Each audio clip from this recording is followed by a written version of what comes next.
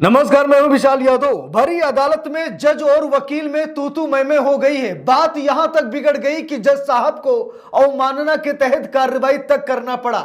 दोस्तों, बात ये है कि एक मामले की सुनवाई चल रही थी जहां पर जज साहब को सरकार से सवाल पूछना चाहिए था, लेकिन जज साहब ने सरकार से सवाल नहीं पूछा। जिसके बाद वकील साहब जज साहब पर भड़क गए और कहने लगे कि तुम्हारे अंदर साहस ही नहीं है, तुम सरकार से डरते हो, तुम सरकार से सवाल नहीं पूछना चाहते, तुम्हारे अंदर हिम्मत ही नहीं है कि तुम सरकार से सवाल पूछ लो और सारे सवाल हम ही से पूछ रहे हो।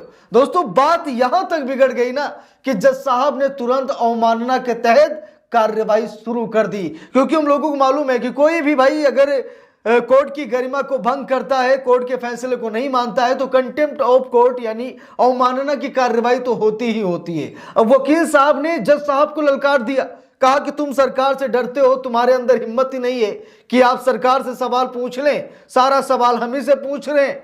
बस इतना कहते ही जज साहब वकील पर भड़क गए और उन्होंने अवमानना का केस दर्ज कर दिया। दोस्तों, ये पूरा मामला उत्तर प्रदेश इलाहाबाद हाई कोर्ट से जुड़ा हुआ है, जहां पर इलाहाबाद हाई कोर्ट में सुनवाई चल रही थी। सुनवाई के दौरान बात ऐसी बिगड़ी ना कि जबरदस्त हंगामा हो गया। देखिए, लिखा भी है साहस नहीं है।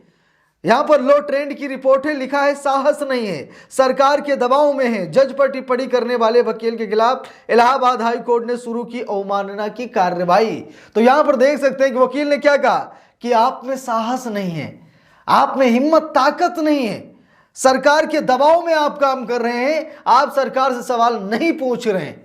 देखिए, लिखा भी है साहस नहीं है, सरकार के दबाव में है। जज पर टिप्पणी करने वाले वकील के खिलाफ इलाहाबाद हाई कोर्ट ने शुरू की अवमानना की कार्रवाई। देखिए, लिखा है इलाहाबाद हाई कोर्ट ने भरी अदालत में जज के अधिकार और साहस पर सवाल उठाने वाले एक अधिवक्ता के खिलाफ आपराधिक अवमानना की कार्रवाई शुरू करने के लिए मामले को मुख्य न्यायाधीश के पास भेज दिया है। देखिए, लिखा भी है न्यायमूर्ति संतोष राय की पीठ ने पाया कि वकील का आचरण निंदनीय था और इससे अदालत की गरिमा कम हुई है। कोर्ट ने कहा कि वकील का व्यवहार न्यायिक प्रशासन में बाधा उत्पन्न करने वाला था। इसके परिणाम स्वरूप पीठ ने खुद को इस मामले की सुनवाई से अलग कर लिया और अवमानना कार्रवाई शुरू करने के लिए पत्रावली को मुख्य न्यायाधीश के समक्ष प्रस्तुत करने का निर्देश भी दिया। मामले की पृष्ठभूमि क्या है, किस मामले को लेकर यह विवाद हुआ, किस मामले को लेकर वकील और जज साहब में ये जबरदस्त भिड़ंत हो गई, मामला क्या है, हम सभी लोग समझेंगे। लिखा भी है ये घटना आवेदक द्वारा दायर क्रिमिनल मिसलेनियस बेल एप्लीकेशन संख्या 5069 ऑफ 2026 की सुनवाई के दौरान हुई। सुनवाई के दौरान आवेदक के वकील श्री आशुतोष कुमार मिश्र ने तर्क दिया कि उनके मुवक्किल को इस मामले में झूठा फंसाया गया है। उन्होंने विशेष रूप से इस बात पर जोर दिया कि जांच अधिकारी यानी कि आईओ ने अभी तक घायल पीड़ित का बयान दर्ज नहीं किया है। राज्य की ओर से पेश हुए विद्वान एजीए श्री पुरुषोत्तम मौर्य ने स्वीकार किया कि हालांकि एफआईआर 19 जनवरी 2026 को दर्ज की गई थी, लेकिन जांच के दौरान घायल यश जैन जिसके सीने पर गोली लगी थी का बयान अभी तक दर्ज नहीं किया गया है। भाई, पीड़ित का बयान आपने दर्ज नहीं किया है, पीड़ित का बयान अभी आया नहीं, तो मामले की सुनवाई क्यों, फैसला क्यों, आईओ ऑफिसर क्या कर रहे हैं? भाई, सवाल तो आईओ ऑफिसर से पूछा जाना चाहिए कि आपने पीड़ित का बयान दर्ज क्यों नहीं किया है, और बिना पीड़ित के बयान के दर्ज किए भाई मामले की सुनवाई कैसे हो सकती है? तो जज साहब को ये सवाल पूछना था, जो सरकार की तरफ से आए हुए वकील थे उनसे ये सवाल पूछना था, लेकिन ये सवाल सारा किससे, दूसरे पक्ष के वकील से पूछा जा रहा था, यानी कि जिस युवक को फंसाया जा रहा है उससे सारा सवाल पूछा जा रहा था। तो इसी बात को लेकर वकील साहब भड़क गए कि आप सारे सवाल हम ही से पूछ रहे हैं, आप सरकार से डरते हैं, सरकार के दबाव में हैं, आप में हिम्मत नहीं है, आप जज्बाती नहीं है। देखिए, लिखा भी है यहाँ पर खुली अदालत में ये सारी घटना हुई है। लिखा भी है निर्णय के अनुसार जैसे ही कोर्ट ने ये आदेश लिखवाया, आवेदक के वकील श्री आशुतोष कुमार मिश्र ने खुली अदालत में अपनी आवाज ऊंची कर दी। कोर्ट ने अपने आदेश में दर्ज किया कि श्री मिश्र ने तेज और आक्रामक तरीके से निम्नलिखित बातें कही। आप इस मामले में जवाबी हलफनामा क्यों मांग रहे हैं? आप में संबंधित जांच अधिकारी से स्पष्टीकरण मांगने का साहस नहीं है, जिसने आज तक घायल का बयान दर्ज नहीं किया है। आपको जांच अधिकारी के खिलाफ कोई आदेश पारित करने का कोई अधिकार नहीं है। ऐसा लगता है कि आप सरकार के दबाव में काम कर रहे हैं।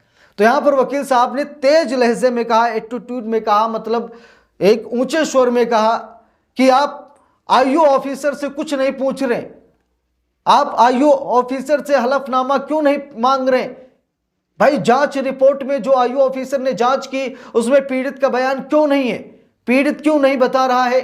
मतलब बयान जो सामने आए तो उसमें बताएगा ना कि किसने गोली मारी, क्यों गोली मारी, कैसे मामले ने क्या कुछ है, यानी घटनाक्रम पीड़ित बताएगा, लेकिन पीड़ित का बयान ही दर्ज नहीं कराया जा रहा है। तो ये भी कहीं ना कहीं थोड़ा सा मामला संदेह में है। लिखा भी है, कोर्ट ने नोट किया कि इस दुर्व्यवहार के कारण न्यायिक कार्रवाई लगभग 10 मिनट तक रुकी रही। अपने आदेश में पीठ ने कहा कि श्री मिश्र का आचरण स्पष्ट रूप से न्यायिक कार्रवाई के उचित क्रम में हस्तक्षेप करने और बाधा डालने के इरादे को दर्शाता है। ऐसा व्यवहार प्रथम दृष्टया न्यायालय की अवमानना अधिनियम 1971 की धारा 2C के तहत परिभाषित आपराधिक अवमानना के दायरे में आता है, क्योंकि ये न्यायालय को कलंकित करता है और न्याय प्रशासन में हस्तक्षेप करता है। कोर्ट ने आगे टिप्पणी कि अभद्र भाषा का प्रयोग करके और खुली अदालत में चिल्लाकर अधिवक्ता ने प्रथम दृष्टया ऐसे कृत्य किए हैं जो कोर्ट की गरिमा को कम करते हैं। तो यहाँ पर आप सभी लोग देख सकते हैं, आपने पूरे इस घटनाक्रम को देखा और देखने के बाद आप सभी लोगों को क्या लगता है किसकी गलती है? जज साहब की गलती है या फिर उस वकील की गलती है? गलती इसमें किसकी है? आपने पूरे मैटर मामले को यहां पर देखा और समझा। अब वकील पर अवमानना की कार्रवाई करने का आदेश जारी कर दिया गया है कि आपराधिक अवमानना का केस दर्ज हो। अगर आपराधिक अवमानना का केस दर्ज होता है तो हम लोगों को मालूम है 6 महीने की कैद भी होती है, जुर्माना भी लगता है या माफी से भी काम चल जाता है। अब देखते हैं आगे क्या कुछ होता है। वैसे मामले ने भयंकर रूप ले लिया है, क्योंकि अभी तक जज से ऐसी तू तड़ाक की भाषा का इस्तेमाल शायद कोई नहीं करता, ठीक है।